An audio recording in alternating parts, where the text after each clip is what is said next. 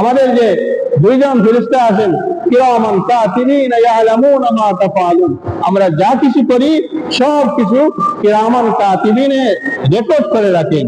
এবং আমরা সেই দিন কিয়ামতের দিন আল্লাহ রাব্বুল আলামিন বলবেন ইকরা কিতাবাক কাফা বিনাফসিকাল ইয়াওমা আলাইকা হাসিবা।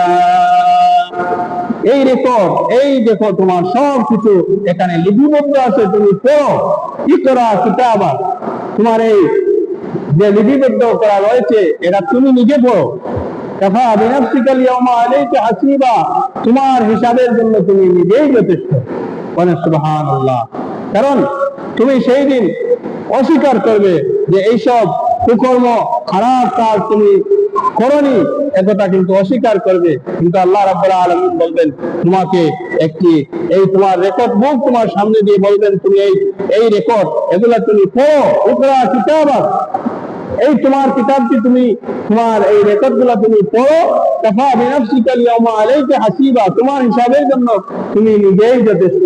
তুমি কোথায় কি করেছো সব কিছু এখানের মধ্যে রেকর্ড রয়েছে। এখন তোমার হিসাব তুমি নিজে ধারণা করো, তুমি জান্নাতে যাবে কে জাহান্নামে যাবে।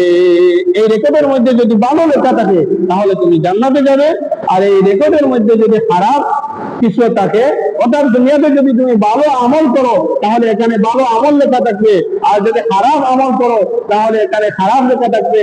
এবং আল্লাহ রাব্বুল আলামিন বলবেন তুমি এখন জান্নাতে যাবে না জাহান্নামে যাবে তুমি নিজেই বুঝতে পারবে। এই রেকর্ডের মধ্যে সবকিছু লেখা আছে।